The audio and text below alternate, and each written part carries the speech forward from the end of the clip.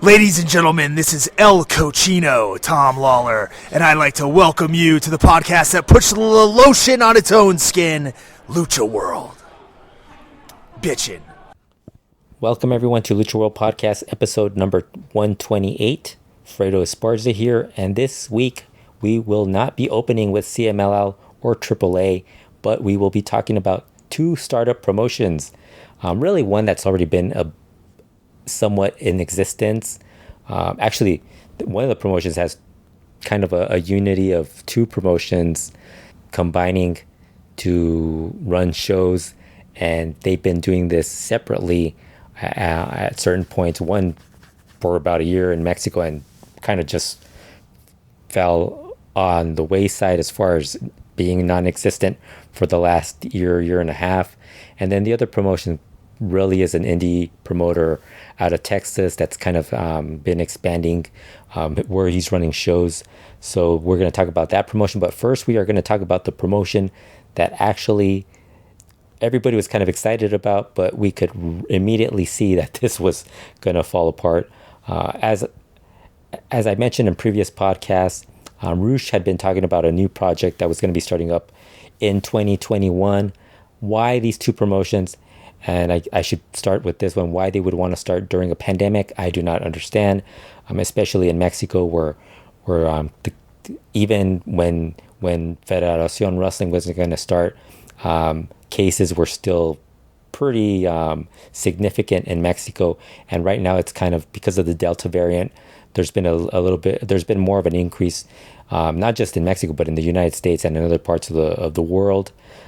So I don't know why these guys thought that this would be the perfect time to start a new wrestling promotion when you're seeing AAA hardly running shows or actually running shows with no fans, and Cmll running shows for the most part without any fans. And then when they did get fans back, they were still barely at 30% capacity.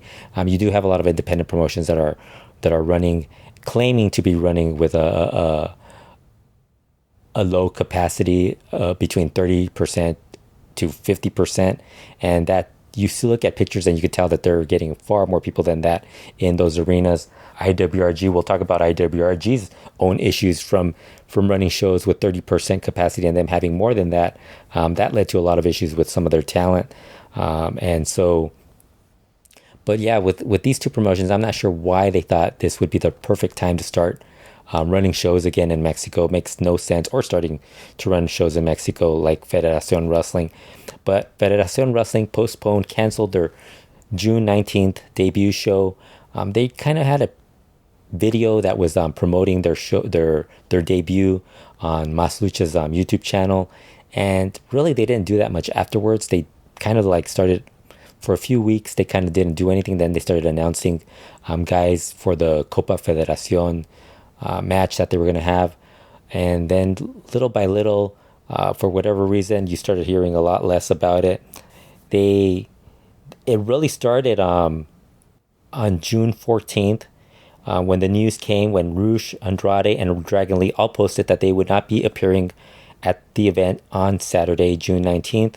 ROH and Dragon Lee also mentioned that the entire Facción Ingobernable would not be appearing on the show and wished the promotion well, which of course kind of meant that this show was not going to happen, because ROH was pretty much the person that was really the one backing it, and obviously bringing in Andrade, Dragon Lee, and the Ingobernables meant that was the big selling point for this promotion.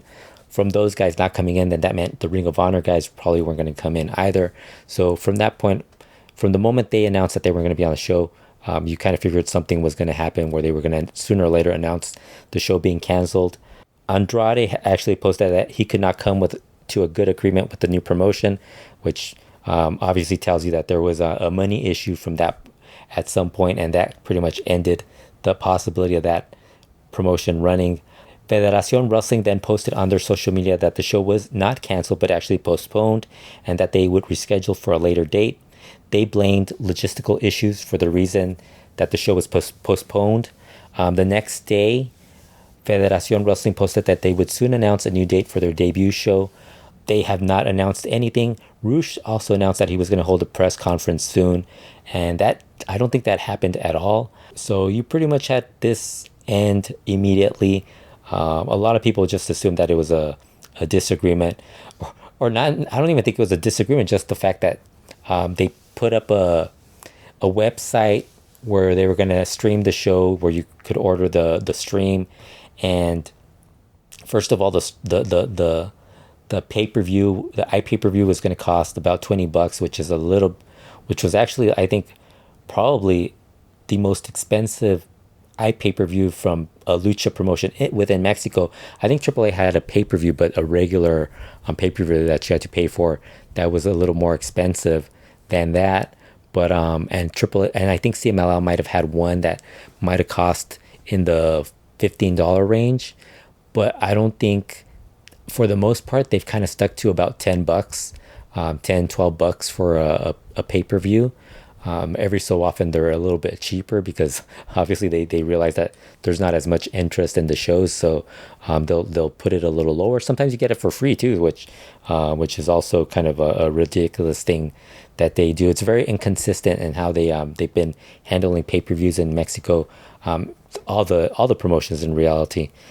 So this group started at a high price point, and from that point, and then they also had the fact that they were going to, at the time that they announced the show, there wasn't any certainty that they were going to be able to have fans in attendance, especially if they were going to run an event in a bigger arena.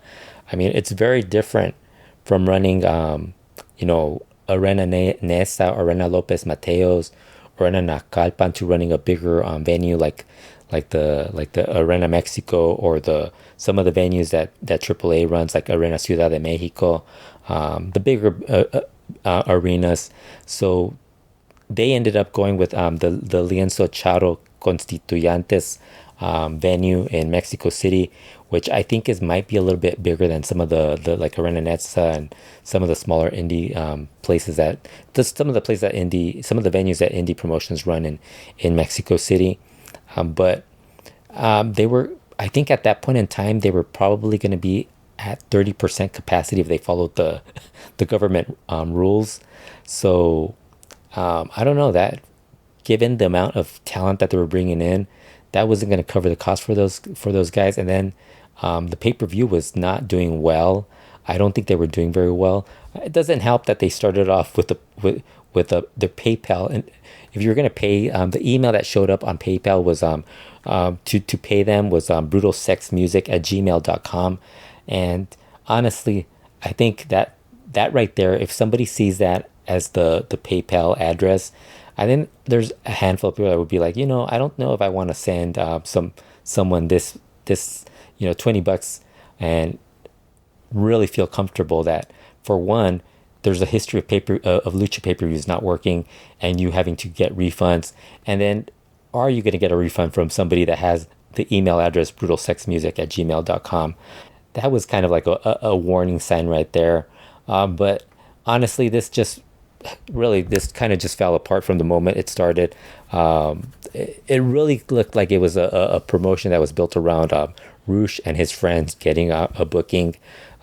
Even like someone like Diamante Asul, who everybody just thought that as soon as Rush announced Federacion Wrestling, everybody assumed Diamante Asul was going to be somebody that was going to be part of that group.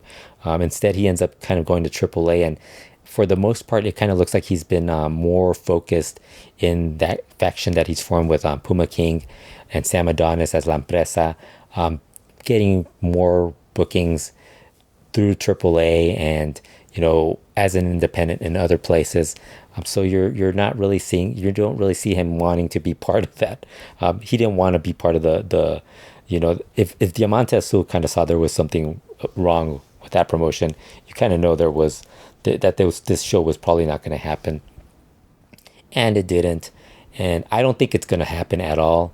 If it did, if Rush was to do another attempt at running a promotion, he's probably best off not starting a new promotion and just calling it Federacion Wrestling. He's probably better off just going with something different. I really think his downfall was that he probably should have focused more on being an independent promotion and not really trying to be the next big thing in Mexico during a pandemic. It just wasn't going to work. The timing was really bad. We have a history of a lot of people getting into running big shows that are even, have far more people involved, and they still fail. And I just kind of thought that this wasn't going to work out, especially when you have Rush and so many of the people that were involved. Really, their commitments were going to be more focused as far as being international wrestlers and not so much. I kind of thought that, for one thing, if Rush, whoever was going to run the promotion, if they're like, take Rush, his main priority is trying to be an international star. So I don't think he was going to be too concerned with the smaller details of running a wrestling promotion, booking talent, planning storylines and angles and stuff like that. So whoever was they would have had to brought in somebody else to do that stuff, because I just can't imagine the guys who were announced as part of the promotion. They did not seem like they were really, you kind of need somebody who's going to be focused on that primarily. And I just didn't think anybody that was involved in that promotion would be part of that at a larger scale. So we get that, and it pretty much died down after that.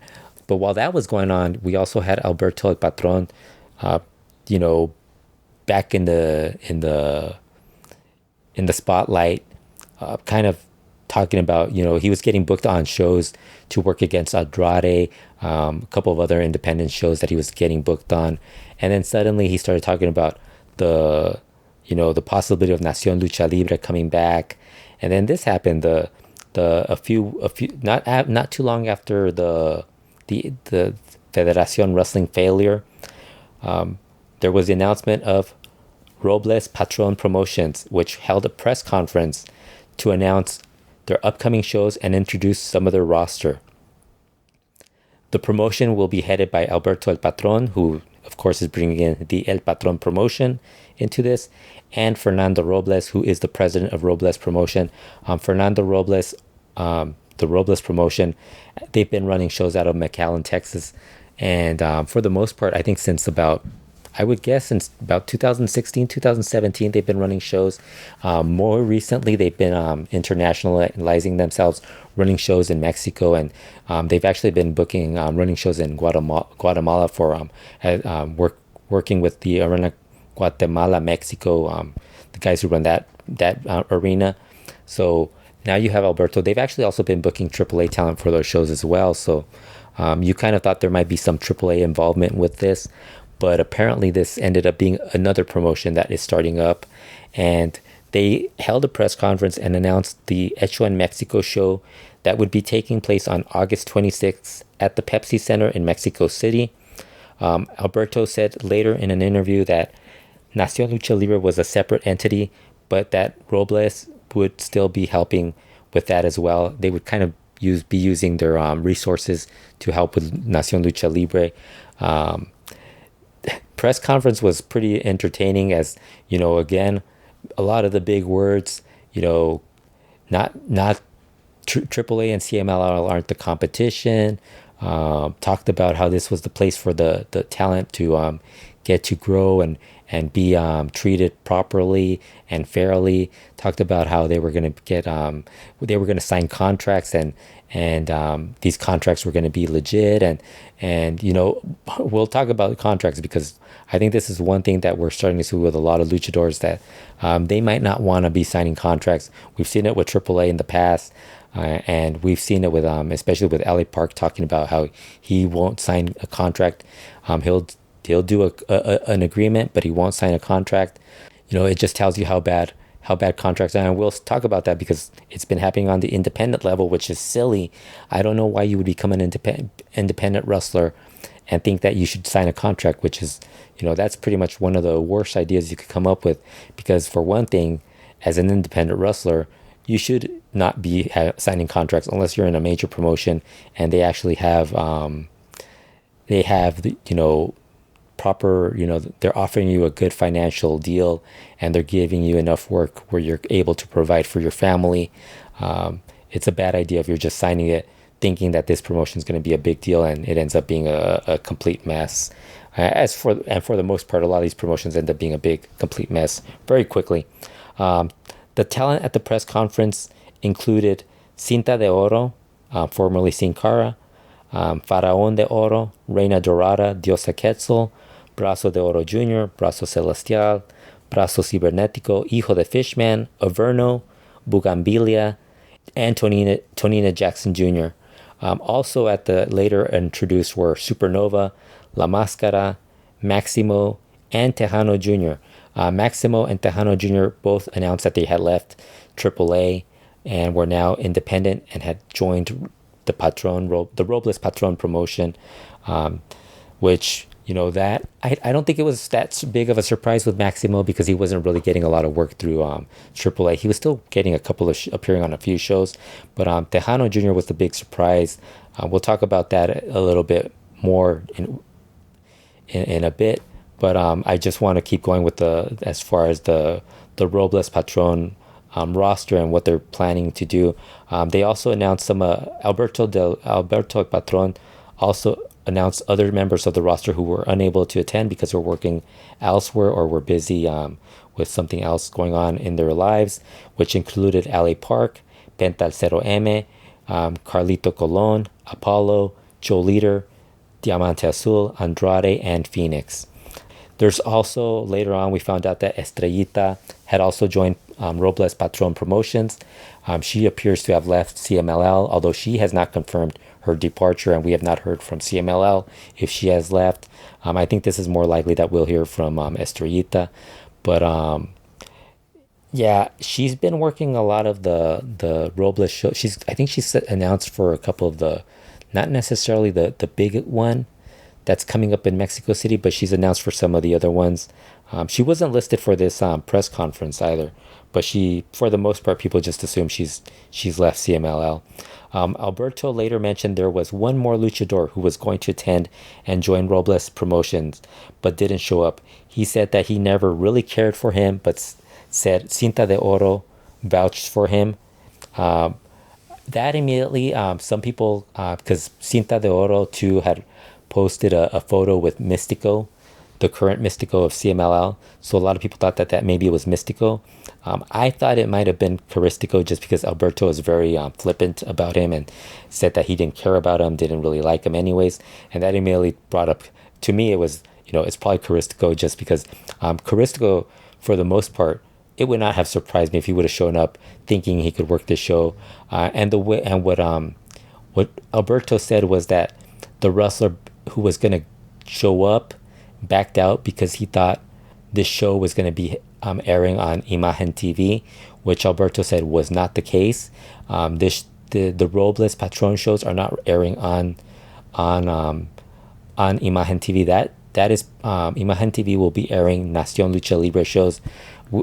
We still have no idea how big of a difference that's going to be as far as the two groups. I'm gonna guess it's gonna be very similar, and I think the wrestler that decided to not show up probably figured that would be the case anyways. Alberto made it seem like it wasn't. I'm gonna assume if that ends up happening that it'll end up just being the Robles Patron shows airing on as Nacion Lucha Libre on Imagen TV. I mean, we've seen. I think there was a show.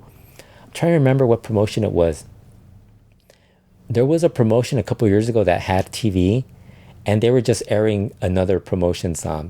They had worked under. They had actually been under a different name, and they ended up just airing those shows that were already in the can and had happened years ago, and they just aired them themselves on that network, and then it kind of just just fell apart, and we never heard about it again. But yeah, that's kind of what's going on with I have no idea. I would assume it would not shock me if it was Mystico or Caristico. Honestly, either one would have been a surprise. It could have been somebody else. It wouldn't have surprised me if it was somebody from the Rouge or somebody like that maybe thought they changed their mind about working that show. Who knows? Maybe someday someone will ask Alberto and he'll reveal it. He was very revealing in that post press conference interview. I'm surprised he didn't reveal the name of that person because he really got a little bit out of. He kind of went a little too far as what he probably should have said in that post press conference interview. Surprised nobody told him not to say some of the stuff, but he did. It's Alberto. He kept talking. So the August 26th show at the Pepsi Center in Mexico City, they did announce the lineup. The opening match is Mascara Mágica Jr. and Rey Pegasus versus Antheus and Mascara de Ángel. I believe the Mascara Mágica Jr. that is working the opener is actually the son of the Mascara Mágica that who worked in the early 2000s, late 90s, early 2000s as Mascara Mágica and Cmll, who later lost his mask to in I think it was a cage match, wasn't he, with when he was in the whole Infernales Hijos del Averno feud, whatever that whole thing was at that point in time. I think he was the one that was in that it was something like that he lost his mask in, but the one that later went on to go to wrestle in Guadalajara and pretty much disappeared for a bit. I think he's very active on social media though. The second match is the Brazo de Oro Jr. teaming up with Supernova versus Bungambilia and Tonina Jackson Jr. versus Estrellato and Rey Estral. The third match is the women's match, which is a Copa Robles Patron. I mean, I don't understand these promotions. They have this habit where they always have to have a Copa in their first big event that they have. You don't really need to do a Copa for your inaugural or your first big event in Mexico. Let's wait. Let's wait until you've actually lasted a year and then do a Copa. Honestly, I'll give AAA a pass. CML has so many Copas. AAA does as well. I mean, some of the independent promotions have Copas. Let's wait till you actually have a year under your belt before you debut a Copa honoring, your promotion. But they do have this Copa Robles Patron, which is a women's match, a three-way women's match, which is Diosa Quetzal and Dulce Sexy versus Baronesa and Estrellita. Oh, there she is. Estrellita is working the show. Versus Diosa Atenea and Reina Dorada. The fourth match is Hijo de Dos Caras and Hijo del Fishman versus Dark Cuervo and Dark Scoria versus Rayo de Oro and Voltron versus Hijo de LA Park and LA Park Jr., which is a four-way tag match.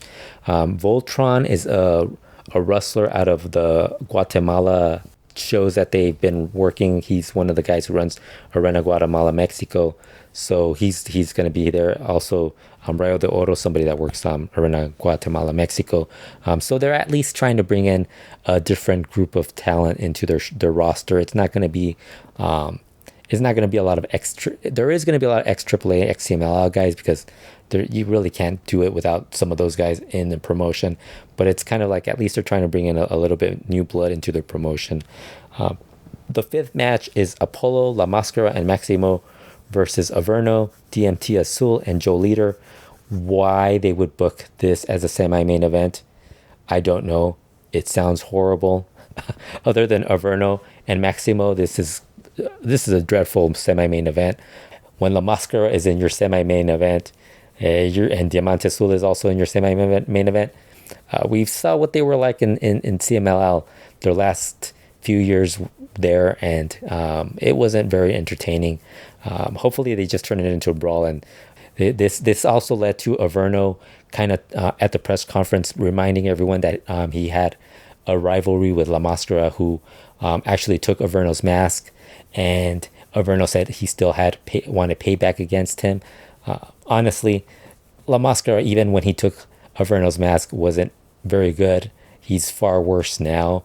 So this is really kind of a disappointing use for Averno. I was really kind of hoping Averno would go back to CML, honestly.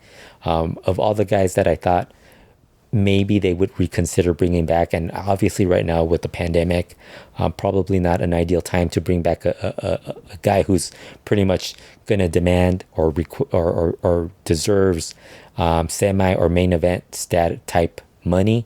Probably not the right time to bring him in, but I think he's somebody that would have brought in a lot of value to CMLL, not just as a wrestler, but also as a trainer.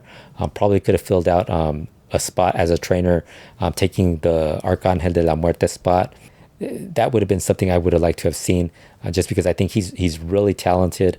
And I think he could have brought in, especially with the fact that they've made some changes. I think that's probably one of the next shows I'm going to do. Like, what would I do if I ran CMLL? That would be one of the names that I would bring back.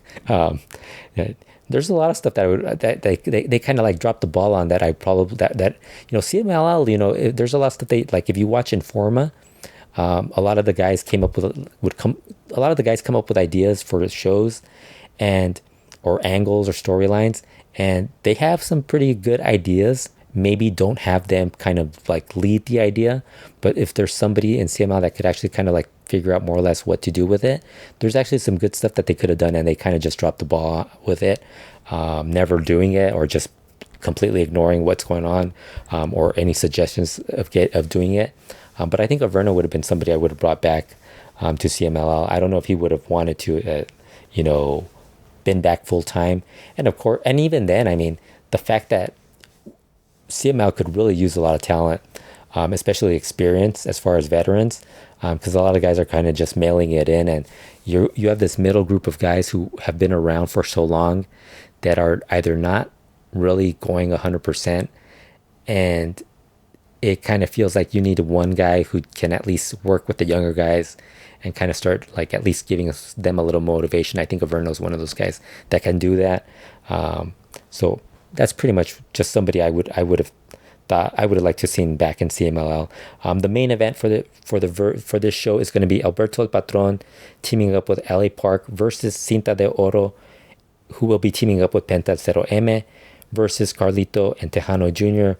This doesn't really come across like a very appealing main event, a three-way tag match, which is something that gets done all the time in Mexico nowadays. They just don't really seem to come up with a really big. To me, this would have been the perfect time to do something, either a big singles match to start your first big, kind of like your big introduction to that market, or to see if there's any value in that guy, or maybe just do something like a tag match or a dream match. And I kind of think, honestly, I would have just done Alberto Patron Nelly Park versus Penta Cero M and Tejano Jr. I think that would have been fine, and then just lowered Carlito and Cinta de Oro down the card, just because I don't think those two guys have the value as main eventers to really do anything in this promotion. Cinta de Oro, first of all, I mean, he's using the name of a guy who was a Juarez legend, and I don't understand why he keeps trying to live off of other people's. I understand he kind of got slighted with the Mystico name, but then the Sin Cara and then Cinta de Oro, it's kind of like I kind of wish he would have just done something like with his own name. And obviously, I think he just wants a shortcut to be a name in lucha libre or in pro wrestling, and with it, using somebody else's established name, I just find it kind of lame. Carlito, honestly, I don't think he makes a big difference for this promotion. I know the Crash has used them in other independent promotions, and I think AAA might have used them as well. And he doesn't really add a lot to this roster. It's a very underwhelming show for me. I'm actually kind of more interested in like the opening matches, honestly, just because there's a lot of different people that I haven't seen. But other than that, I don't know. I don't really see this. I see it really comes down to Robles. If he sees if there's more to it where he thinks this can be something he could continue to run, then it should be able to last a little longer than some of these these other promotions. I don't know if it's going to last as long as like Elite did, Lucha Libre Elite, which lasted I think about a year. But even that, Lucha Libre Elite, once they lost out on Arena Mexico, they kind of just started to falter. When they were running smaller venues, they just could not continue, and for the most part, it just became just a name that was being used to promote talent from that group to do invasion angles with AAA, and it really didn't lead to anything. Another big thing out of this press conference really was the post press conference interview that Alberto Patron had, where he really the interview got really weird with him talking about his legal issues he's been going through, and then he started to trash whoever had accused him. I don't know if he was necessarily accusing Paige or the person that he later accused him, the most recent one, but it kind of seemed like he was very it was getting a little bit out of hand. And it wasn't that he was trying to defend himself, but I think it really is hard when you're being accused of domestic abuse It's probably really best not to say anything and let your lawyers handle all that discussion, because you're not going to look good in front of the public. And in this case, I didn't think he looked good at all when he was talking about that. He kind of tried to soften it by talking about how, he agreed with the Me Too movement, and his mom had been a victim of that sort of an abuse. And but for the most part, when he started going on and on about it, it really got even worse. And this is one of the things I don't like about the Mexican media, is like they don't really bring that up. They don't really talk about that. Like the lucha promotion, like the lucha sites, none of them really talked about it. There wasn't really this big discussion about, hey, this guy just pretty much went off the rails talking about this stuff. But to me, it really looked bad. And he probably shouldn't say anything, but he did mention during that interview that he was gonna have a media tour talking about this stuff as far as in Mexico and in the United States. So I don't know, it's gonna be pretty bad. I don't know if that's a good idea. In other news, Bandido won the Ring of Honor World Title on Sunday, July 11th, at ROH's Best in the World show in Baltimore, Maryland. He beat Rush, who had held the title going back to February 29th, 2020. Bandido was attacked after his win by Facción Ingobernable. On the same show, Dragon Lee beat Tony Deppen to win back the ROH World Television title. That was a pretty big win for Bandido. I think that kind of like, I think right now, if you're gonna like want to do something where you're gonna have big matches as your, and Ring of Honor's really, like, in their past was really about the big matches on main events. I think Bandido's the guy to go with. I've seen him in PWG where he's basically just been a big match performer. That's something I think the lucha promotions and even independent groups probably should focus on if they're going to use Bandido. He's somebody that you could bring in and he'll deliver on a big match. He did it with Volador Jr., and I think he'll do it for as far as independence. That's why it kind of bugs me when you see these independent promotions start, like Federacion Wrestling. If you have access to Bandido, I would think you would want to start with something where Bandido's kind of like one of the main focal points on the show, and because right now he's really been the guy in Mexico. It's a shame CML kind of ended that, severed ties with him so soon. But he's somebody that I think he's pretty much like, if you're gonna have there's LA Park, Rush, and I think Bandido's kind of joining that group. Hijo del Santo was in that group as well. So you kind of want to have those type of guys, and I think that's kind of like the point where you kind of want to use Bandido, not in a trios or 4-team, elimination match, or 4-way tag match, or a 3-way, trios match. It's got to be something where he's going to be a focal point in a big singles match, or a tag match where it's like, the way that he was used for a big match in CMLL, and then with Ring of Honor and PWG. You need to get a couple of big matches out of him, because it's something that you want to get the fans interested in. I think that's one of the things that I noticed with a lot of independent promotions in Mexico. They don't understand, like, they start complaining about people not wanting to watch their shows or their pay-per-views, and really they don't really come up with a lineup that you're really looking forward to. And I think, and same thing with CMLL, and AAA kind of gets it. I think they're the one promotion that kind of gets it, although there are points in time where they'll just do random the trios match in the main event or something like that, and it's not necessarily that as important. So to me, it's more about, like, if you're gonna do something like pay-per-views, you kind of have to build it up to what that audience wants. And a lot of people that order pay-per-views are looking to get, like, they want to see good matches. That's what they want to see. Like, it's not like, they could be bad. I mean, don't get me wrong. Just because you come up with a good lineup doesn't necessarily mean that that's going to turn out to be a good show. But it has to kind of come across like you're trying. You know what I mean? Like, you're trying to actually have a good show. So to me, the fact that you're not even like look at CMLL, they have Hechicero, they rarely use them. I'm pretty sure if you mention Hechicero versus like, you know, if they would have announced Hechicero versus I'm trying to, well, right now there's really not a lot of choices, but Hechicero versus Titan in a singles match or something like that, or Templario versus Titan or something like that, you know, there's going to be a handful of people who are like, oh, that's a match I would definitely want to see. And they don't announce that stuff. Instead, they kind of just do another trios match, or they do Volador Jr. versus the same guy over and over again. Or Ultimo Guerrero versus the same guy over and over again. So it just kind of feels like it's just repetitive, so they don't order it. And in the independents, they just like to fill up their shows. Like all these guys, they'll have like a 6-match show, and it'll be like 40 wrestlers amongst the 6 matches, and you know that's not gonna end up being a very fascinating show. It's gonna be interesting to see what Bandido is able to do as ROH World Champion. For the most part, you usually want to have the babyface be the one chasing, and when the babyface is the main guy, it kind of doesn't lead to a lot. But I think that was more something that was done in the past.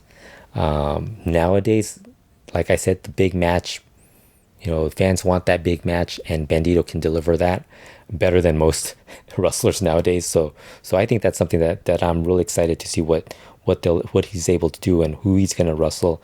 Obviously, he'll probably give Rush a rematch. Will he give Dragon Lee a shot at the title? And there's so many other possibilities of guys that he could wrestle. It should be fun.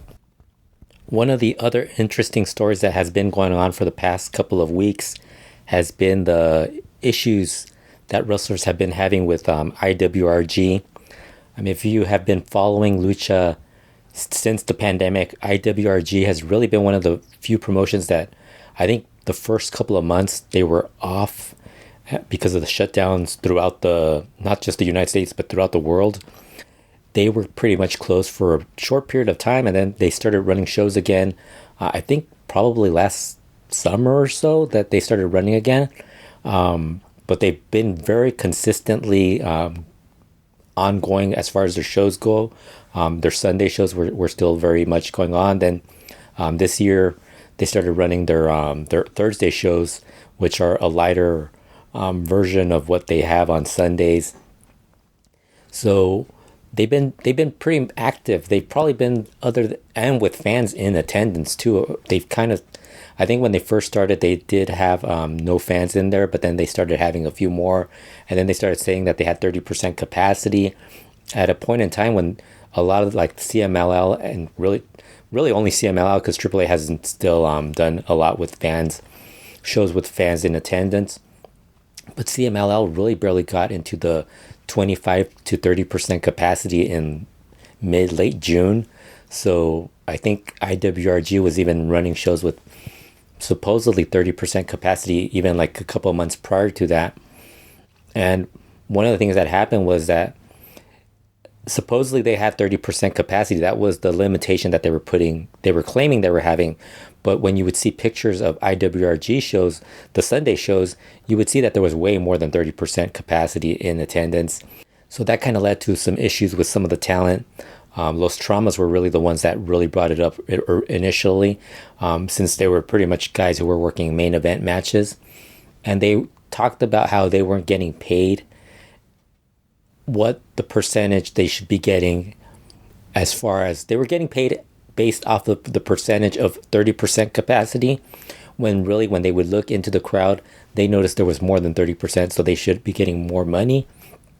And what ended up happening is they complained about it. They asked for more money. They got turned down, and Los Traumas ended up leaving.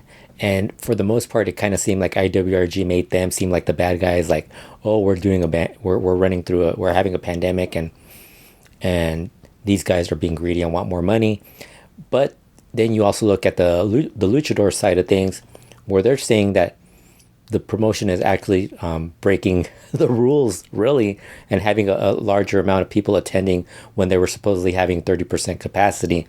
And they're also saying the promoters kind of line their pockets with money that should be going to talent. They're not asking that they go broke or anything. They're just asking for the amount that's that's justified for their work. So you had them complain about it, so they ended up leaving. Then after that, you had Los Negociantes, who are Federacion Jr. and Demonio Infernal, and they kind of got into a bit of an issue also, money-wise, where they were noticing that they weren't getting paid as an act that was actually moving up the cards. They were pretty much, when Los Traumas left, they were really the guys that kind of took over as the lead team, the lead group there. And they kind of felt that they deserved to make more money. And they also had some issues where, from what they explained in basically what ended up happening is they also left over issues with IWRG, and that led to another wrestler that also left, Baby Extreme, who also left. So this past Sunday they held a press conference where Los Traumas were represented by Trauma 1. Trauma 2 is currently out with an injury. He had surgery, so he's out. Kind of interesting he wasn't, because I think if he would have been one of the people that was talking about this, he would have been able to express a little bit more of the issues, because he's more of the talker of the two. Trauma 1 is more reserved when it comes to talking. And the one good thing is Texano Jr. did a great job in the press conference explaining their grievances against IWRG, and not just IWRG, other promoters. They kind of explained that there's a lot of shady promoters that are kind of just doing stuff to their advantage and kind of hurting talent. And Demonio Infernal were the three that were there. Baby Extreme wasn't there. Baby Extreme lives in Monterrey, travels from Monterrey to Mexico City or Naucalpan to get when he's booked on shows. And that was another issue that came about. But basically, Demonio Infernal and Federacion Jr. were saying that the reason they left was they kind of complained about not getting paid properly and wanting to get paid what they deserved. And so what ended up happening, IWRG's Marco Antonio Moreno and the rest of the whoever else is in charge kind of felt that they had to punish them for being for kind of bugging them over pay, and also because they also had some brawls where they had broken some chairs and done some stuff where they kind of reprimand talent for that. So what ended up happening is they were told by Marco Antonio Moreno that they were going to get punished and would be out of IWRG for about a month and a half. And so he told them to go talk to the programming department or programming director about getting bookings outside of Naucalpan, outside of IWRG, so they could still have work. And because basically that's also one thing that the promotions also do. A lot of the programming department also handles bookings for talent. Supposedly they're supposed to handle bookings, but I think for the most part, if the wrestler is able to get a booking with a promotion, they'll go to the booking department and tell them we're working for I have this date with so and so, and then they kind of schedule it around them. Or if they have an important show in CMLL or IWRG or AAA or any promotion, they have to tell them, no, you can't work that show because we have this big show event happening and you're part of that show, so they have to cancel that show. So IWRG's programming director, the Negociantes, go down to talk to him, and he ends up telling them that he did not know anything about what was going on, and that he had no bookings scheduled for them outside of an IWRG show that they had. And so they weren't there to help them. So Federacion Jr. said that they took the booking with Arena Lopez Mateos for a Lucha Libre Boom show, I think. And one of the problems with Lucha Libre Boom is that they have heat with Marco Antonio Moreno and IWRG. I think it's over the whole PAL alliance mess that came about. IWRG and a group of promoters came together to start a kind of have an alliance where talent, they would exchange talent, and then guys would get to work those shows. So they kind of had it was kind of a way to get talent more bookings. It didn't work out immediately because it's impossible for promoters to work together because they all have egos and they all want to do their own thing and be the bosses. And so that fell apart. I think the majority of the people that were involved left. I know one of the people that was involved was the promoter from Federacion 21, and he unfortunately passed away. But some of the other promoters were quick to just leave. I think within the first couple of months, there were already like a couple of promotions that had left, and so that kind of eliminated that. Lucha Libre Boom was one of the groups that was involved, and so that they became enemies with IWRG. So which means, for whatever reason, because it's the promoters going to war or having a disagreement, the wrestlers can't work. Wrestlers that are independent wrestlers, mind you. It would be very different when you have CMLL and AAA. AAA is kind of a little more murkier because the guys, a lot of them are independent wrestlers working for AAA, working on AAA shows, but they have a handful of guys that are actually part of the AAA roster that actually have to ask for permission to work certain shows, or they can't go to those shows, or they handle their bookings. The office handles their bookings. With CMLL, it's a little bit harder because for the most part, if you're in CMLL, you're pretty much a CMLL guy. Very rare, other than like the guys who show up like Bandido or Cibernetico, guys like that. I think Caristico kind of falls into that category only. He kind of knows that he can't work on shows with AAA talent or with Hijo Santo. Those are the big no-nos that he can't work. And we've seen this with CMLL. You still see it to this day. Like there was a show with Martinez Entertainment. Ultimo Guerrero was booked on that show, and there was a lot of the undercard AAA guys, and they kind of when that show finally happened, Ultimo Guerrero didn't end up working that show because it would have led to some issues with CMLL. So that basically happened with Los Negociantes. They showed up. They kind of didn't really realize that there was this big of an issue with Lucha Libre Boom and IWRG. And then they were working a three-way tag match where it was, and there's another, Las Chotas, I think, were the third team in that match. So they were also another team they somehow didn't get punished. But it was also Los Traumas and Los Negociantes. And Los Negociantes and Los Traumas ended up forming a faction, which became El Negocio Traumado. And what ended up happening, there was already some heat on Demonio Infernal and Fresero Jr. for working that show. But what ended up really kind of getting Marco Antonio Moreno and the rest of the IWRG staff upset was that Demonio Infernal and Fresero Jr. showed up wearing Trauma's mask at the Arena Naucalpan show, IWRG show, the following day. And that pretty much ended their run with IWRG, which eventually led to issues where they're kind of threatening them. They also threaten Los Traumas. And it's kind of like they've kind of had them blocked from working for certain promoters that supposedly are part of the PAL group. And, you know, a lot of people don't even know who's in the PAL group. The one group that everybody does know is Lucha Time out of Monterrey, because they've actually been kind of focused in being part of the IWRG shows. They've been bringing in talent. That's where they got Baby Extreme from. And then we see Baby Extreme then ended up having issues.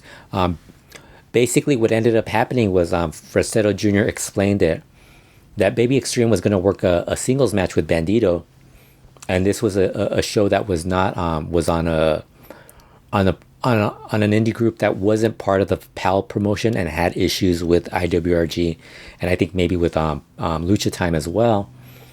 And so they told him he couldn't work that show, and that kind of really upset everyone. Fresero Jr. kind of pointed out that, you know, this would have been a great opportunity for Baby Extreme, considering Bandido is really one of the top guys in Lucha Libre who's making a mark in the United States, has become an international star because he's also wrestled in Japan, and he's, you know, a top guy. And that would have put Baby Extreme even further higher on the map. And the fact that they didn't allow him to work that match kind of like, that kind of deflated the whole relationship Baby Extreme had with Lucha Time and IWRG. Then there was the other issues that that Baby Extreme had to travel from Monterrey to Naucalpan for IWRG shows, and he was basically paying on it. The travel was on his dime. And if you find out during the press conference, Fresero Jr. was talking about the payoffs that guys were getting for IWRG shows, and really, I don't even think that covered a flight. I would assume if Baby Extreme only works would work, and I'd only like say he would show up on Thursday to work the Thursday show and then the Sunday show, and and then head back to Monterrey on Sunday night, he'd have to get an extra booking on Saturday and Friday just to even make money, because they weren't really making a lot. They were talking about the payoffs they're getting, and granted, this is pesos. The cost of living very different in Mexico to the United States. But when you do the whole when you see what the total is in pesos in US dollars, it's very low. I'm surprised nobody from the US has realized that, somebody who has a business, and I think this might actually be the reason Robles Promotions might be able to do something in Mexico. If you're going to pay talent when they're working in Mexico, pay them in terms like, and I'm not talking about Alberto, but I'm talking about like the undercard, the guys who haven't traveled to the US, haven't seen the price, the amount they could make in the US, and you're paying them the amount that. I mean, if you're paying somebody in an opening match $30, that's already main event money in IWRG from the sounds of it, because they weren't making a lot of money, and so that's really what they were kind of arguing about. So all these guys have been talking about how IWRG has kind of closed the doors on them, and I've kind of found it interesting because Texano Jr. is very well spoken. He talked about how they have these contracts and how the contracts are a joke. Not just IWRG, but there's a lot of promotions that are signing guys to contracts. And he was kind of explaining that it's understandable, like if you're in a sport, or like in CMLL, where if you get injured, they'll cover your medical expenses. Or if you're traveling to those shows, they're actually going to cover the travel. IWRG and some of these promotions that have talent sign contracts, they don't cover most of this stuff. It's not even enough money to like make it it's not worth it to be an exclusive. And the other thing, Texano Jr. was saying that it would be one thing if you were exclusive, take away all the travel and the expenses for that, or medical expenses. But he kind of mentioned that IWRG doesn't even have enough contacts to get them booked on shows like throughout Mexico or even outside of Mexico in the US or Japan. And he said that IWRG would always talk about how they had contacts in Japan, but when they would ask for that, they wouldn't get it. And then so Texano Jr. pointed out that he's never seen anybody from IWRG get through IWRG a work visa to work outside of Mexico. And so he kind of pointed out, yeah, there's a lot of talent that rustles outside of Mexico on travel visas, but he said, but that's a risk, because if they find out that you're doing that, you could actually lose that. You could lose that visa, and you could be banned from working outside of Mexico, from travel for a couple of years. I think Hector Garza, that happened to him when he but I think he got caught with steroids or something, and that he was banned from working the United States. I think for about 5 years he wasn't able to travel, if I'm not mistaken. He did an interview. I think I mentioned it in a previous podcast. And so, and as Texano Jr. said, he's like, Demonio Infernal and I, we don't have these pretty looks where we could get away with, just showing up and being not taken, just to say we're traveling or whatever. They're going to think there's something up with us. So he said it's not worth the risk to do that. Very, very insightful. Texano Jr. was a very interesting interview during that press conference. He did open up a lot about the inner workings of Lucha Libre. And it's very unfortunate, because I think these guys have talent. Los Traumas have already proven that they're a pretty established team. I think their problem is that they kind of don't want to be restricted. So they've always been more about agreeing to work as independents. So you never really got to see them in CMLL, and their runs in AAA were very limited, because obviously they did not want to sign contracts, and obviously because there's certain they're very similar to Negro Navarro in the way of thinking, where they're set in a certain way as far as things that they want to do. Whereas Texano Jr. and Demonio Infernal, I think they finally caught on to a gimmick that works as Los Negociantes, and I think they're like a tag team that I think could do well. They could succeed. It's unfortunate that this happened to them. Same thing with Baby Extreme, and Baby Extreme was talking about how, I saw an interview he did, and he talked about how he has a daughter and other family that depends on him, and he's like, it wasn't really worth it for me to just have an exclusive contract when they're not even providing enough economically to make it worthwhile to stick around with that group. And as Federacion Jr. said, it's like most of the talent that works independently already handles bookings on their own. So, if you want somebody to sign a contract, then the least you could do is take away some burden that they have to do with, be it, scheduling their bookings for other promotions, getting them bookings for other indie groups, or, handling the travel for them. And they weren't doing that stuff. So it's kind of, and the Demonio Infernal even said they don't even have an office that handles that. So they found it kind of ridiculous to be part of that. So that was kind of like the big news as far as independent wrestling. But you kind of expect that from it's not just a Mexico thing. That's existed in the U.S. as well over the decades. Even when there was territories. The one good thing back in the territorial days that guys could actually go and have a successful run because they could work for a stretch of time in one territory. And then once they kind of like burned out or were kind of like not being used properly, they could go to another one and succeed there. And unfortunately for these guys, there's a lot of restrictions in Mexico. And currently with the pandemic, it's harder now also because you're getting a lot of promotions or indie groups that aren't really running on a regular basis, or they're having to cancel every so often. So that's been the independent news in Lucha Libre, which I think this might be the heaviest independent wrestling news segment of the LuchaWorld podcast that I've ever done. There might have been a few where we may have had some news about guys going independent, but for the most part, it's never been like almost like an hour of just talking about independent wrestling. So we'll now go into the big two promotions, which of course we get to AAA and the latest news that they've had. And of course, I mentioned earlier, Tejano Jr. left AAA and joined the Robles Patron Promotions. It was mentioned by Alberto Patron that Fernando Robles was the one that recruited him to join the group.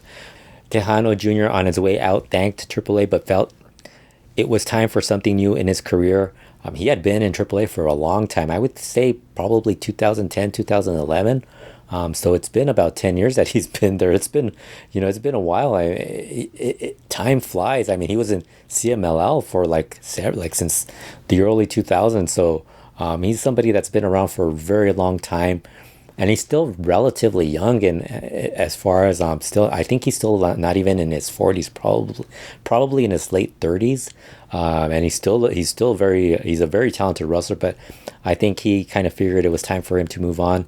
One of the things he mentioned is that he wanted to team up more with his brother Supernova, and they had some success on the independent scene. I think they had feuded with Lucha Brothers, and it had some matches that involved Bandido and a couple of other people. And he thought he kind of was more excited about that stuff, which kind of surprised me because while he hasn't been the main cog in AAA in the last couple of years, he was really involved in a really good faction, Los Mercenarios, and was part of the AAA World Trios Champions with that group. I thought him, Rey Scorpion, La Hiedra, and Taurus as a faction. I thought they were an excellent faction. I think they were far better. Unfortunately, they never caught on as like the Ingobernables did, but they kind of were a group that I thought was a far better working version of those groups, of any group a faction that we've seen. They were a very good working group. They had Rey Scorpion's an excellent Rudo. Tejano Jr., another, all of them are really great workers. Even La Hiedra kind of upped her game when she joined this group.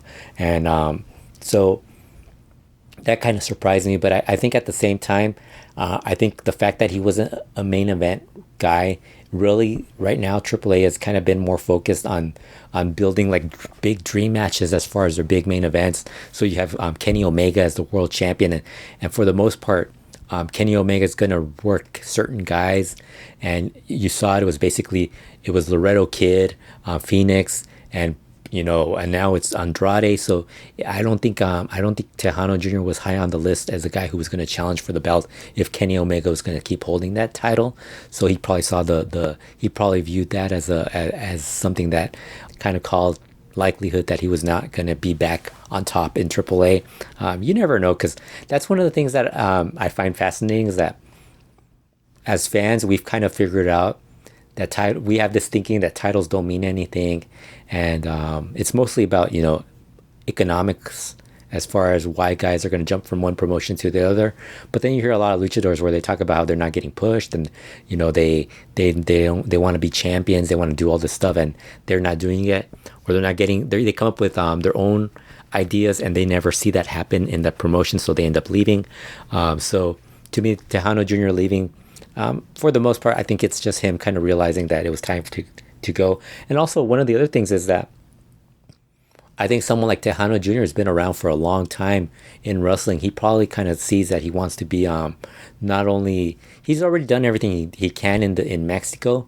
I'm kind of thinking, because of this Robles Patron group isn't just running shows in Mexico, but they're running around. They have plans to work outside of Mexico, and obviously Robles runs shows in the United States. I'm thinking Tejano Jr. is probably looking beyond, being more of an international name. So I think that's kind of what he's trying to focus on more now, which is fine. I think it works for him. He's talented. I thought he was great in Lucha Underground. I'm surprised he wasn't somebody that kind of went from Lucha Underground to like become a guy that people wanted in other promotions, because as far as heavyweight wrestlers, he's one of the best wrestlers. Plus, you don't really hear a lot of issues with him as far as being a guy who's going to be a problem with other talent, or having a huge ego. So to me, I kind of always wonder why he wasn't somebody that was brought in, for Impact a little more frequently, or some of these other groups that might have wanted, were looking for a heavyweight Latin star, and he would have been a great one to bring in. AAA also announced their upcoming Triplemania card. There was some talk that Tejano Jr. also left because he didn't see his name listed on the show, but I don't really believe that, because I think he could have been on the Copa, the Copa Bardal show, part of the show, or he could have done a run. He was with Rey Escorpion being in the main event against Psycho Clown. He would have done a run, and he would have been featured on there. Not just there, but there's plenty of Luchador Sorpresa listings up and down the card. So I don't think it was that. I think he kind of just figured it was time to move on. But Triplemania the lineup was announced. They didn't announce everybody was going to be involved, but they pretty much gave you an idea of what to expect for the show. Show's happening on August 14th and will be held at the Arena Ciudad de Mexico. I say it's happening on August 14th right now, but there's a possibility that it might not happen, because especially if there's right now there are a certain number of fans that are allowed to attend shows in Mexico. I think it's 30% right now, but COVID cases are back on the rise, so there is a slight chance that might not be the case. It might have to be postponed or rescheduled, but the card itself looks pretty good. I would say there's at least 3 matches I'm really excited about watching. The opener is the Marvel Lucha Libre match, which is obviously AAA guys dressed as Marvel these new Marvel characters that they've created. That could be good, could be bad. I don't even think it would be bad. I think it could be good. Anywhere from average to good. Something that's just entertaining. I'm surprised they're opening with that. That could change, because usually they open with a really hot opening match, and unless they're gonna put people that are that type of wrestler in the opener under the Marvel gimmicks, then it makes sense. But that's interesting that they had it there. The second match is the Copa Bardal. To be fair, also the lineups might actually be just switched around as well, the day of the show. The second match is the Copa Bardal, which they announced some of the participants would be Drago, Mr. Iguana, and Mamba. This is obviously the Copa Triplemania concept. Hopefully they kind of limit the amount of people on that, because the last couple of times that they've done it, the first one that they did, that took up at least 45 minutes of time, and it just sucked the life out of that show, because people were so tired of it. Just kind of made a very difficult watch as far as the show being fun. There were still some guys afterwards that were able to pull through, and had a good, brought you back into watching the rest of the show. But that can be a draining type of match. Hopefully this isn't, and they can limit the number. I would say limit it anywhere between 12 and under. If they go further than more than 12, it's going to be a struggle. The third match is for the AAA World Tag Team titles as Phoenix and Pentagon Jr. defend the titles against Hijo del Vikingo and Laredo Kid and Taurus and a Luchador Sorpresa. There's another, that would have been a spot for Tejano Jr. probably. Maybe Tejano Jr. kind of gave his, because they announced this prior to the press conference for Robles Patron. Maybe there was already some feeling that Tejano Jr. was going to leave. So they kind of went with the Luchador Sorpresa, but that kind of seems like an ideal spot for Tejano Jr. Surprised that didn't happen. Maybe it's La Hiedra who takes the spot, or it's going to be a new member of the Mercenarios with Taurus, or who knows. The fourth match is Chessman, Murder Clown, and Pagano going up against Puma King and two Luchador Sorpresas. This is probably going to be La Empresa, which would probably mean it's going to be DMT Asul and Sam Adonis, or somebody else that's joining this group.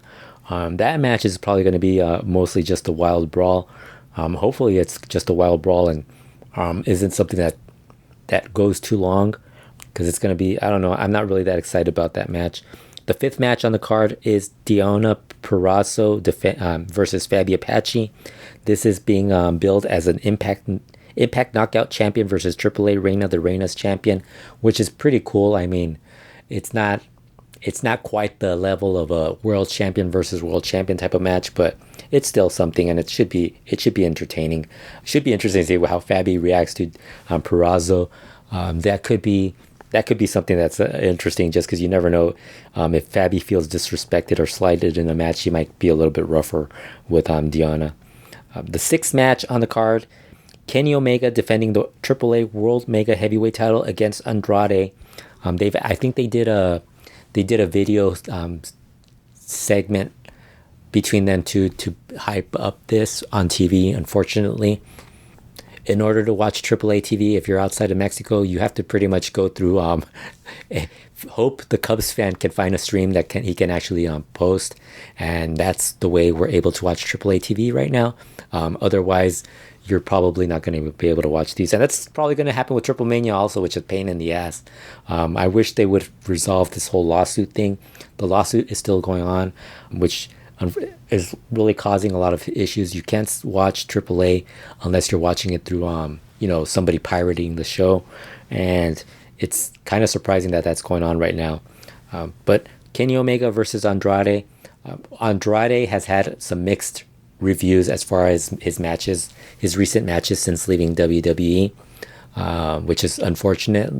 But I mean, honestly, Kenny Omega has his critics, but for the most part, him working with guys, the Lucha guys, Laredo Kid, Phoenix, he's been able to have really good matches. So I would be shocked if he couldn't get a good match out of Andrade. Andrade still has it. So I think this is going to be a good match. I don't know if it's going to be the level of Dave Meltzer giving it 6-7 stars, but worst case, this is going to probably be at least minimal a 4-star match, just because Kenny Omega's in it. And I'm not this huge this type of person that's going to I don't know, there's this weird thing with Kenny Omega where some people really don't like him and others do, but I'm going to be honest with you. I've seen a lot of his stuff from Japan, from the time he was in DDT and then working New Japan. I've never been disappointed in his matches. I think he's good.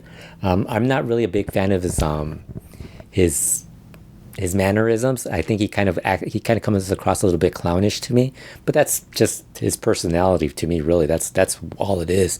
So I mean, but when he gets in the ring, I think he's really good. And the main event for the Triplemania will be Psycho Clown versus Rey Scorpion in a mask versus hair match. That should be a good match.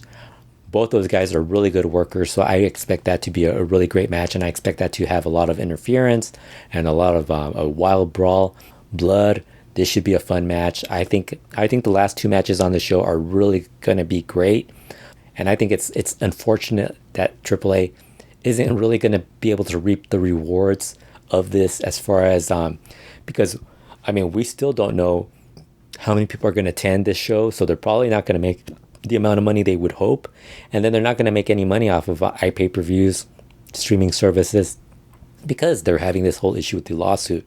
But it's cool that they're actually running this show, and hopefully it does happen. And like I said, this should be a fun card. I was going to mention Verano Escándalo, but I haven't really watched it.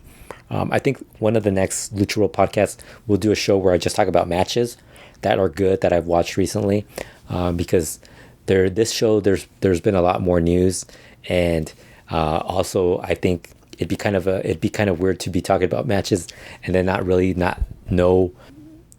be unprepared, because I'm sure the CMLL stuff is barely getting back on. There's a 2-week delay, and honestly, I'm not going to pay $5-10 a week to watch CMLL Friday shows when it's really not that entertaining for one good match every so often. And from what I've been reading from other people, as far as Friday shows, there's maybe been, in the last 4 months, there's maybe been 3 or 4 good matches because they've been doing a lot of tournaments. And that's kind of like, to me, it doesn't really matter. The final of the tournament's really what matters. And so you're basically just filling everything else up with nothing. We'll do in the coming weeks, I'll do a lucha matches worth watching show. And of course, it's probably just going to be AAA and CMLL, a few independent matches that I might find on YouTube. I'm not going to be signing up to any other streaming services. I've already got spending too much money, and I still haven't even gotten on to the Peacock, WW Network on Peacock stuff, because I'm still waiting for them to upload everything. And I think right now they've kind of already started uploading. They've already completed Mid-Atlantic and Mid-South Wrestling, so that's the stuff I watch for the most part.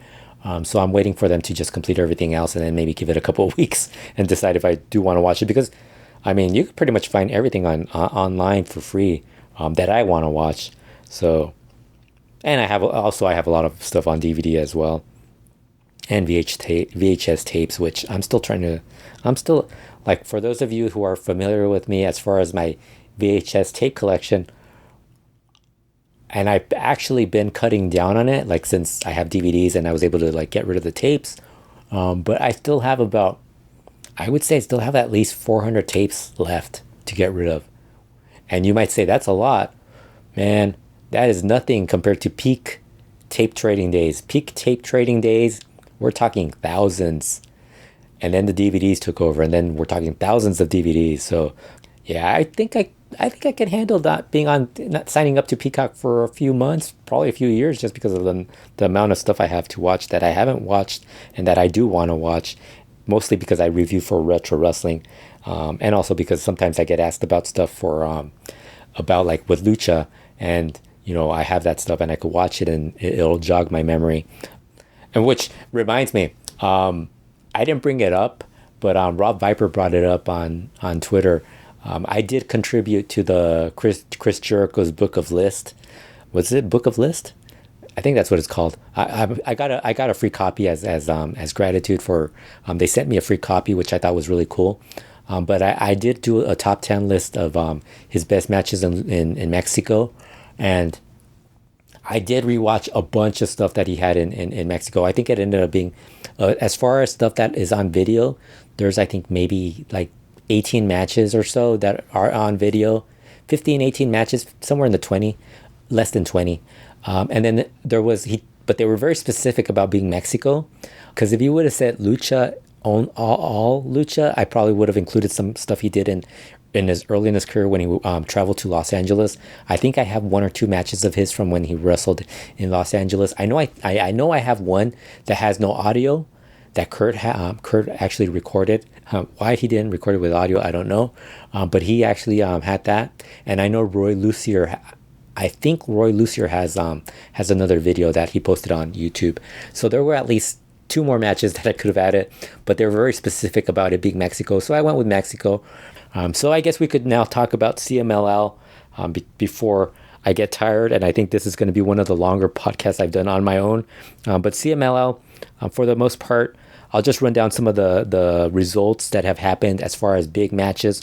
And this is one of the things, like I said, they've been very, they're back to running shows in Arena Mexico on Tuesdays. Fridays and Sundays. Arena Coliseo Guadalajara is running Tuesday shows. But other than that, that's basically it. 4 shows a week right now for CMLL. I think the interesting thing for me has been Guadalajara. The people running that building have been far more creative than the Mexico City programming department. They've come up with some pretty interesting stuff. Like right now, they're doing a Querétaro versus Guadalajara feud, which is pretty. I think it was spurred by Rey Comenta and Espiritu Negro working some shows in Guadalajara, and they must have made the suggestion about there being a talent in Querétaro, and maybe then bringing in that group down here, and they've been running some good. I don't know if they're good matches, but it's a good angle to people love the whole territory versus territory, your town versus my town. State versus state, country versus country. It's a very nationalistic thing, and that's something that's very big in Mexico, and I think it's kind of cool that they're doing that. Here's some of the stuff that has been happening. Blue Panther Jr. and Dark Panther beat Flyer and Volador Jr. to win the Copa Dinastias final on May 28th in Arena, Mexico. That tells you how far back I haven't done a podcast, a LuchaWorld podcast. I don't think I've done a Lucha Talk either in since early May as well. So I think the trouble with right now, also because of the pandemic, there was a stretch of time where you kind of have to, there really wasn't a lot to talk about, especially if you're only focusing on CMLL and AAA. But right now, the last month or so, there's been a lot of talk, not just with those groups, but with the independent wrestling. There's a lot more with the ROH, the failure of Federacion Wrestling, this whole Patron Promotions thing. So there's a lot more to talk about. But Blue Panther Jr., Dark Panther, winning that Copa Dinastias. They've also kind of moved up the card. I don't know. It's not really so much that they've moved up the card. It's more that there's been a lot of guys who have left, and some guys haven't come back. Really, it's more of a necessity than anything else. Especially because they're really their roster has kind of been gutted over the years, and I think it's different, but it hasn't been enough to I like the fact that they changed Dark Panther. I think he started as Cachorro in CMLL, then he went from Cachorro to, I think he might have been briefly Blue Panther Jr., and then he went to Black Panther when Blue Panther, his brother, became Blue Panther Jr. Then he became Black Panther. Then he became the Panther. Then I think he went back to being Black Panther. And then now he's Dark Panther. Who knows where this is going to lead? Maybe he'll end up being some other type of Panther. Hopefully he does become the Pink Panther, because I think that would be kind of cool to have a Pink Panther back in Lucha Libre. For those not familiar, that is Villano 3's nickname for all those years because of his outfit being pink. He was called La Pantera Rosa. That was then followed by Templario and Volador Jr. beating Caristico and Virus to win the Torneo Increíble de Parejas final on June 25th in Arena, Mexico. 2 days later, Titan beat Nero Casas to retain the CMLL World Welterweight title on Sunday, June 27th in Arena, Mexico. Heard that those 2 matches were really good. We'll talk about those matches when I do the matches LuchaWorld Podcast edition. But I heard those 2 matches were good. More so Titan versus Nero Casas, that was said to be really good. It's good to see Virus also move up the card. I think that's one thing that we've gotten from the pandemic, is that some guys have really benefited from the fans kind of recognizing, they did the whole fan vote, and the fans wanted the Cancerberos and Rey Cometa and Espiritu Negro to move up the card to actually be on an anniversary show. And it's kind of cool that they're actually being used more frequently and they're being more focused. Cancerberos are the national tag trios champions, and now Espiritu Negro and Rey Cometa are the national tag team champions, which we'll talk about in a bit. Felino beat Barbaro Carbonario with help from Nero Casas to win the Mexican national light heavyweight title on Tuesday, June 29th in Arena, Mexico. A lot of big results in CMLL. Unfortunately, it doesn't really lead to much because CMLL has so many titles and they do this over a stretch of time. And when somebody drops a belt, you kind of know somebody else is going to regain, or somebody else is going to. If a heel wins a belt, you know a Technical is going to win a belt because they're setting it up for the Universal Tournament. They have to kind of match it up a little bit where there's not this huge differential of Technicals and Rudos in that tournament. That was then followed by Princesa Suhei beating Stephanie Vacker to retain the CMLL World Women's title on July 2nd in Arena, Mexico. That was said to be another good match. I was initially going to start watching matches for this show and like do the show for this, but then I realized that they were still I think this weekend is when they put that up, or they just put that up, and I want to wait to see that match because I heard that was another good match. Silueta then beat Lluvia to win the Occidente Women's title on July 6th in Arena Coliseo, Guadalajara. Silueta is now a Ruda, and she is wrestling as Dark Silueta, finally getting used not only in Guadalajara but also in Arena Mexico, and she's very talented. I think this is one thing that I think CML has to start focusing. They got to start phasing out being the promotion that is just Amapola, Dallas, Marcella all the time, and it has to include Jarochita, Lluvia. Lluvia's changed her outfit where she's kind of being a little bit more sexy, and it's kind of like her and Jarochita are even doing tag team moves. Ultimo Girl is rubbing off on Lluvia as far as her work in the ring, as far as doing tag team moves. I don't know if anybody remembers when Euphoria and Gran Guerrero were a tag team. They were talking about how they were kind of like taught tag team moves by Ultimo Guerrero. He was the one that was coming up with stuff for them, and they thought that was cool, and they started using them. And you notice it also with Lluvia as well. So Silueta, somebody else that was very underutilized in the past and had a lot of talent, and it's good to see that she's finally being used as well. Espiritu Negro and Rey Cometa then beat Atlantis Jr. and Flyer to win the Mexican National Tag Team titles on July 9th in Arena, Mexico. That was kind of a cool win.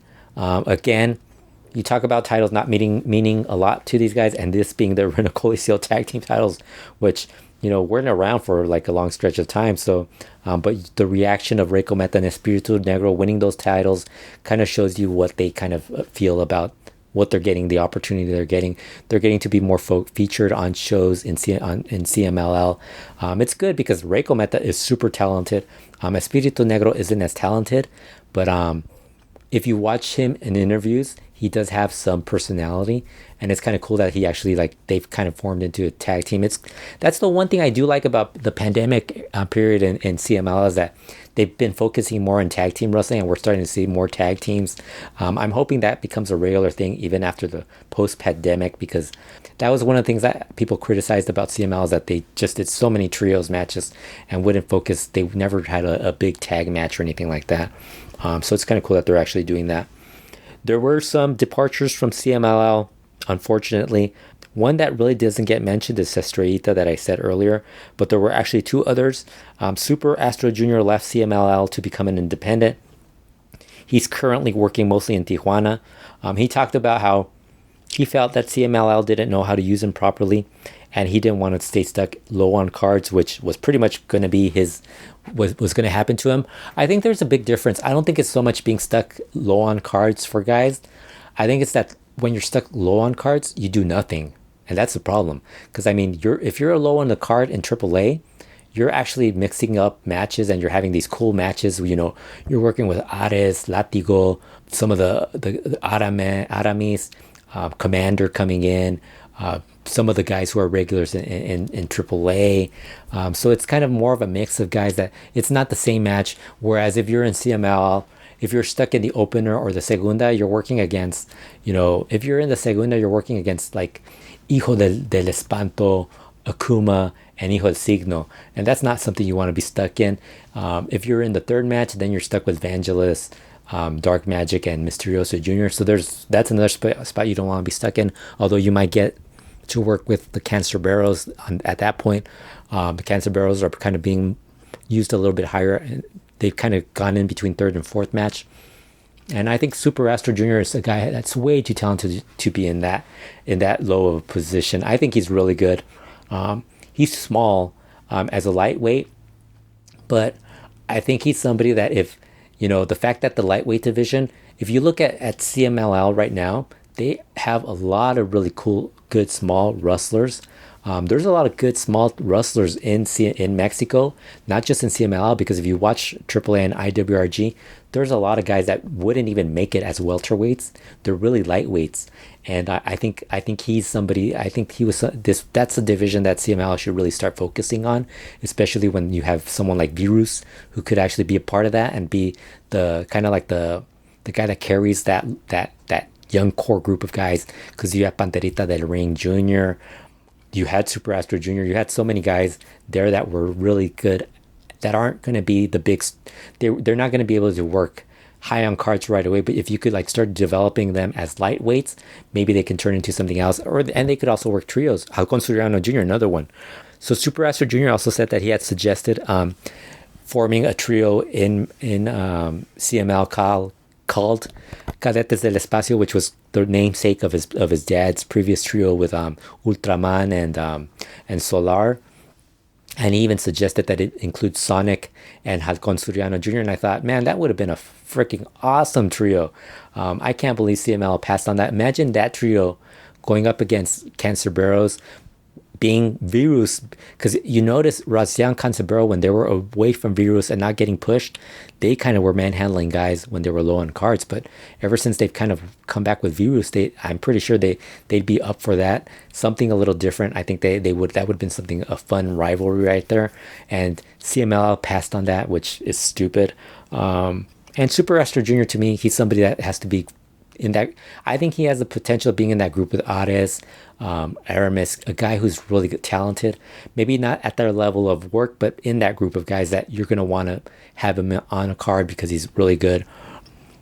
One thing I will say is, I don't know, I wrote about it on LuchaWorld, on one of the Lucha reports, when I recapped one of the Informas, and Super Astro Jr. was talking about how he was out with an injury, and he was watching one of his old matches in CMLL, and he was not really pleased with what he was doing in the ring. So when he was able to recover and come back and start training again, he wanted to train and improve, and he actually showed it. Actually showed a lot of improvement when he came back, because he felt he wasn't doing enough to really carry on the name of Super Astro. And when he said that, I heard that he was trying to improve. I knew right away he was not long for CMLL at that point in time, because the last 3 or 4 years, you notice CMLL has a lot of guys who have really been mailing in the majority of their matches. And, when somebody says that they kind of care about what they're doing, they're not going to be long for CMLL unless they can understand that it's part of the politics and stuff like that. Someone like Hechicero can survive there because he also has been doing a lot of announcing and stuff. So I think he kind of realizes that, it's not just about being in wrestling, but you kind of want to get another skill to, and if you've heard Hechicero's story, he has had numerous jobs throughout his life. So I think he just collects a lot of skills. Should his career as a wrestler come to an end, he has something to fall back on. So Super Astro Jr. left. The other news, Mystique left. That is huge news. I cannot believe it. Very disappointing. Women's division pretty much coming to an end with Mystique leaving. Very disappointed to see her leave. Honestly, that doesn't surprise me. I don't know. She mentioned she said she asked for permission from CMLL to take 2 years off, to focus on her career. She's a dental surgeon, and she wants to get another degree in that to advance her career. She wants to open an office at some point. Honestly, she also said that, during the pandemic, she kind of it opened her eyes about the fact that lucha libre is not something that you're going to be able to make a living for throughout your career, your life. There's only a certain period of time where you can actually do well as a luchador, or are going to get, especially for a female. So she kind of looked at it and kind of felt that she had to do something to complete her to advance her her other career of being a dental surgeon. I don't know. I mean, honestly, I think a week prior to that, her announcement, she really had a horrible performance during a match. I don't think she really ever developed. She was somebody that was popular. I actually thought she was more likely to become. I thought she was quitting lucha to open up a OnlyFans account because a lot of these female wrestlers get asked that. Estrellita brought this up on Cibernetico's podcast that she gets asked about when she's going to open an OnlyFans. She even asked fans if she even did. I think she did a poll asking fans if she should do it. She hasn't. I don't think she's done it yet, but. Considering, I mean, it's weird that Estrellita, for somebody who's trying to be a doctor, still contemplating an OnlyFans, kind of tells you the state of their financial situation in Mexico right now. But that's kind of what I expected. I wasn't expecting her to say that she was going to continue her studies. And honestly, I don't think she ever really did anything in CMLL, which is unfortunate because I thought. She has a cool look. I mean, her gear and everything, very cosplay type of thing. I thought it was something that was going to be a interest fans, but she ended up not being a very good wrestler. She has the look and everything. If you're going to that's one thing. Like if you're going to push a women's division, it can't just be all great workers. There has to be some good looking women to draw in the fans. And she kind of fell into that category. Even though she was wearing a mask, she still had, certain assets that were going to attract an audience. And unfortunately, she was really bad in the ring. That was the one thing. And not only was she bad in the ring, but she also got a lot of tours of Japan. So she really never got to get any big run in CMLL full time. So she kind of never, it was kind of like a start and stop type of thing for her in CMLL. So honestly, I also don't think she was ever going to reach that high level in the promotion. She said she might come back at some point. I don't really see her being a big difference maker. I think the one thing, if Estrellita's gone, there is that one spot for the hot luchadora or the sexy luchadora to be part of their promotion. Obviously, I thought maybe Mystique would take that spot, but I think Yuvia is probably going to end up getting that role because she's been doing a little bit more, dressing a little bit more. She's been showing a little bit more skin. So, but I think the only difference is Yuvia can actually, she's not really, really bad. I would say she's an average wrestler, which amongst women's standards in Mexico, that puts you ahead of a lot of women, especially if you've watched some of the IWRG or indie women. They've been horrible. Diosa Quetzal and anybody below Diosa Quetzal have been horrible in the ring. So if you're average, you're already doing far ahead of the game in Mexico. But really, I think right now, if you look at the women's division, it's the main. The better workers in there are really Jarochita and Silueta. I'm trying to think who else. I think it's really them right now. Stephanie Vacker, Princesa Suhei, La Magnifica when she's around. Those are really the good workers in the women's division.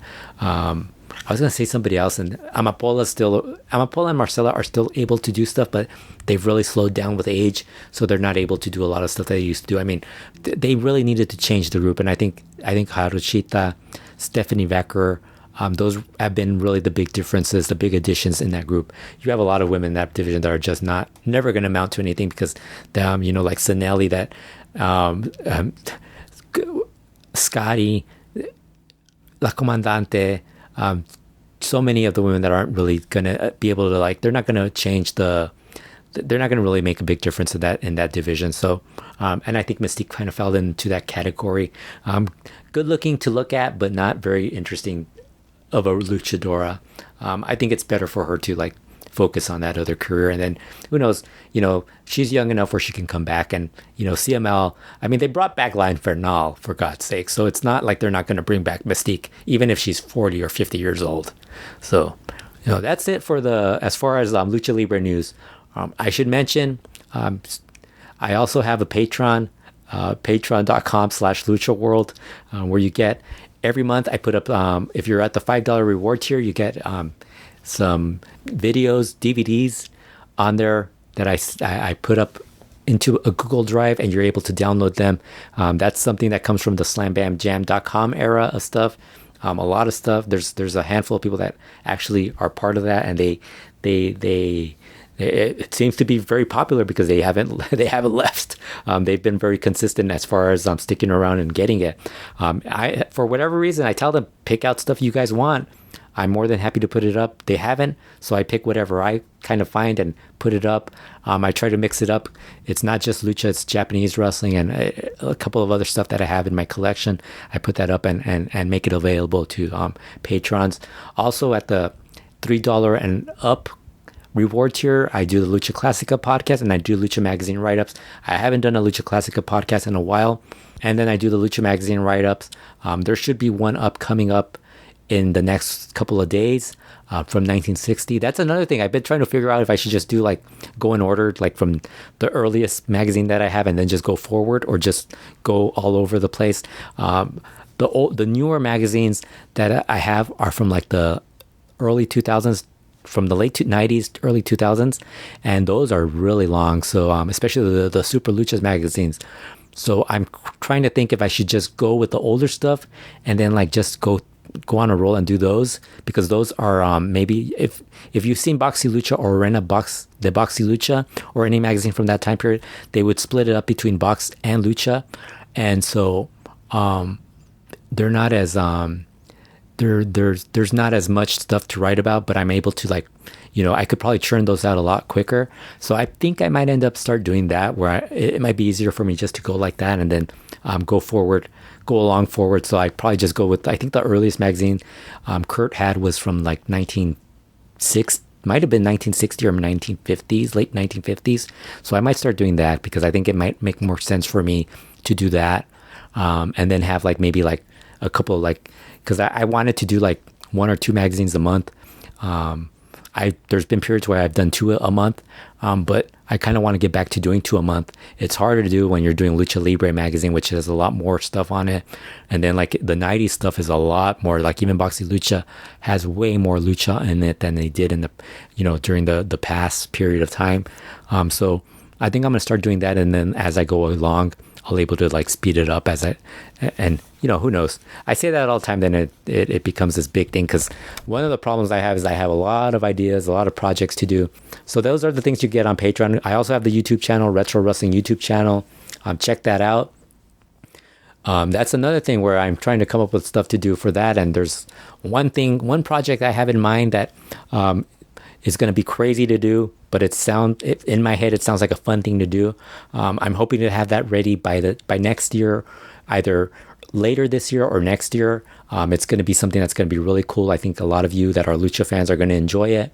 And those of you who are not familiar with lucha or are trying to learn more about lucha are going to enjoy that stuff as well. Or just if you're a wrestling fan in general, you're going to really enjoy it. I'm hoping to get started on that later this year. But I kind of want to have, that's one of the things that's the problem, is that not only do you have to do editing for audio, but also video. So it kind of becomes, or, you have to make the little graphic design. I don't do anything too fancy. It's more of a static image. I don't want to do like all these, different magazine, photos and all this stuff. Some of these guys really are good at that stuff. I just don't have the time for that. And because I'm also writing for LuchaWorld.com and RetroWrestling.com. You could check us out on there as well. LuchaWorld.com, get all the latest Lucha Libre news, and RetroWrestling.com, some reviews. And on both of those, I have 2 more projects that I have pending that are going to be fun to post and to for fans to look at. And I think that's another thing that I'm really excited about as well. So keep up to date with everything I do online. Sometimes you might not see me online because I might be busy doing other things, but for the most part, I'm usually on Twitter, being a smart ass on there about Lucha Libre or pro wrestling in general. So that's it for this week. Thanks everyone for listening, and we will be back again soon with a show covering some of my favorite matches during this time period, because I promised that, and we will do that. I won't be able to do it probably be a couple of weeks because I'll be away for a few days in August. But thanks everyone for listening, and take care. Stay safe out there because of we're still in the middle of a pandemic, guys. So take care.